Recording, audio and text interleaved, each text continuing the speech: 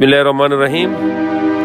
The hadith number 3, according to Abu Umama, the Prophet, peace be upon him, said, God Almighty Allah, ever mighty, the majestic, He says, among my friends, the one to be envied most.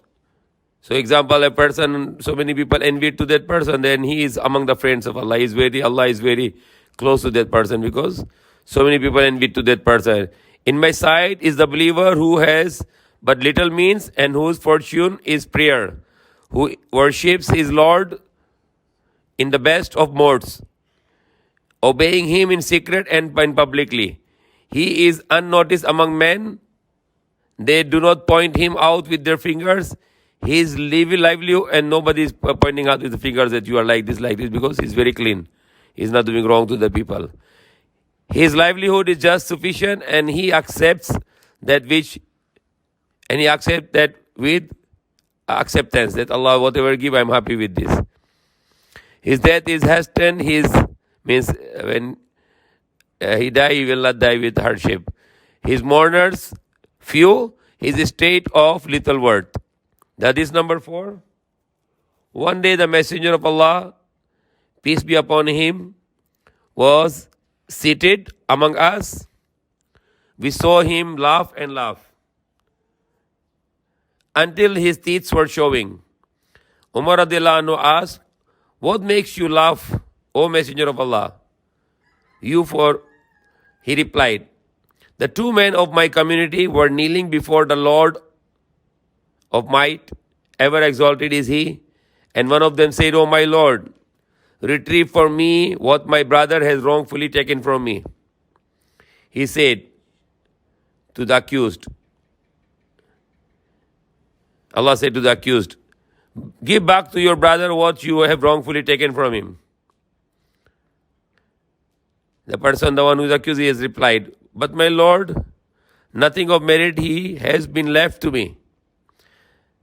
Then my Lord said, let him carry some of my burden. Then my Lord, said the first one, now saying to Allah, then my Lord said the first one, let him carry some of my burden.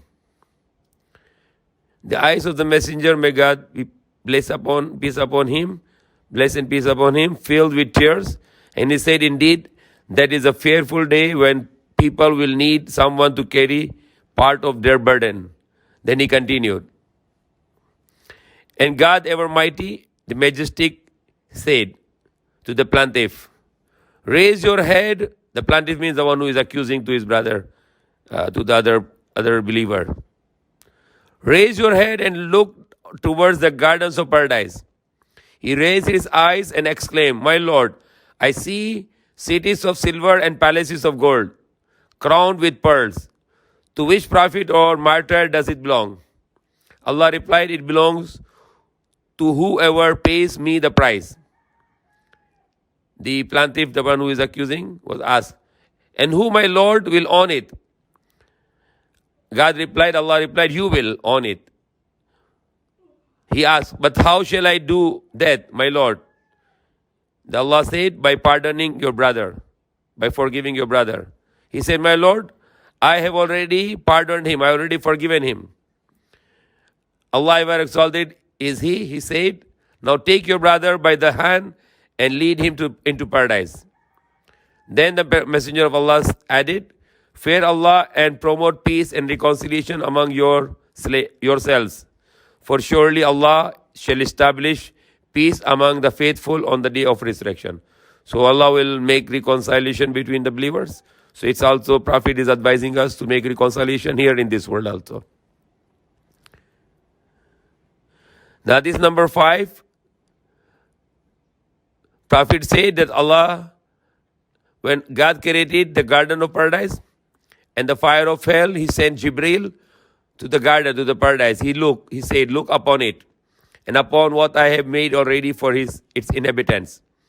So when Jibril went there and looked at what Allah had prepared for its inhabitants, when he returned, the angel Jibril said, by your might, anyone who hears about it will surely enter it. So Allah ordered paradise to be veiled with unpleasant and undesirable things, like the commands which sometimes is unpleasant for us, like praying Fajr is difficult. Something we like to do, but it's not allowed. So there are so many prohibitions. So when the angel, Allah covered the paradise with those unpleasant things which people not like to desire to do, then he returned now and look upon. Allah said, return now and look upon what I have prepared for its occupants. Jibril returned to it, and behold how it was veiled with unpleasant things, undesirable things, like the command sometimes people they don't like to follow.